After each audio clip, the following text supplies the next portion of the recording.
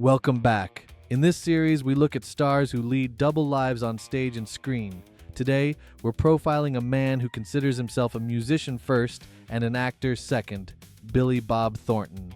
To the world, he's an Academy Award winner known for transformative roles in Sling Blade and Fargo. But for Billy Bob, the camera was a detour from the drum kit.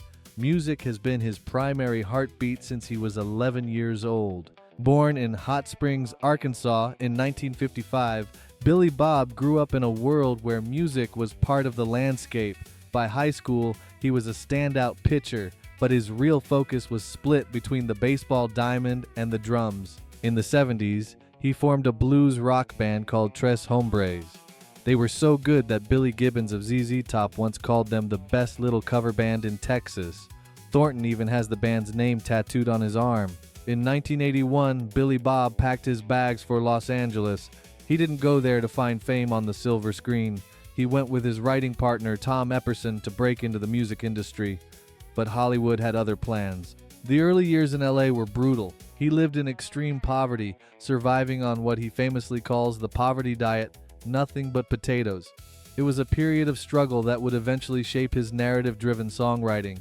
While working as a roadie and a fast food manager, he found work drumming and singing for the South African rock band Jack Hammer. He recorded one album with them in 1986, proving his versatility as a frontman. But the poverty diet took a toll. In the mid-'80s, the lack of nutrition led to a hospital stay for myocarditis. It was a wake-up call, yet his dedication to music remained the one constant in his life. Ironically, it was his day job, acting, that finally provided the breakthrough. Sling Blade made him a superstar in 1996, but rather than leaving music behind, he used his new platform to return to it. In 2001, he signed with Lost Highway Records and released his solo debut, Private Radio. It was dark, alternative country with a gravelly, spoken word delivery that felt raw and authentic. He followed it with The Edge of the World and Hobo, albums that delved into the lives of transient workers and his own hardscrabble roots. He wasn't just a celebrity-playing musician, he was a songwriter with a story to tell. The real turning point came in 2007 during the sessions for his album Beautiful Door. He met Grammy-winning engineer J.D. Andrew, and the two discovered a shared obsession with the British invasion. Together they formed the Boxmasters. They pioneered a sound they called Modbilly, a hybrid of 1960s British rock, like the Beatles and the Animals, mixed with the hillbilly sounds of Buck Owens and Del Reeves. The aesthetic was as precise as the music. They wore matching suits, Chelsea boots, and used vintage gear to capture that specific retro energy. In the band, Billy Bob often performed as Bud to separate the music from his film career. The Boxmasters became incredibly prolific, often releasing double albums and touring relentlessly. In less than 20 years, they've released 19 studio albums, a volume of work that puts most full-time bands to shame.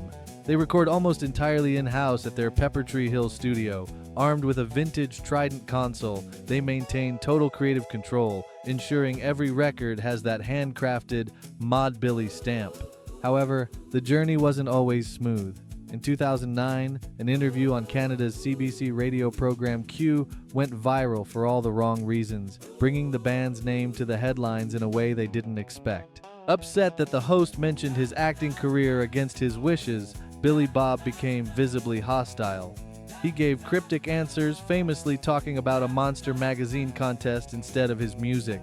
Then came the comment that echoed across Canada. He described the country's audiences as being like mashed potatoes without the gravy. The backlash was immediate and severe.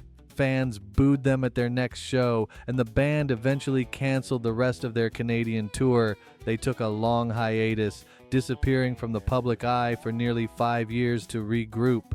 They returned in 2015, more focused than ever. Their credibility was cemented when legendary Beatles engineer Geoff Emerick joined them, praising the project as some of the most exciting music he'd worked on in decades. Recent years have seen them move into a more natural rock sound. Their 2022 album, Help, I'm Alive, captured the isolation of the pandemic era, while they continued their high-volume output of new material.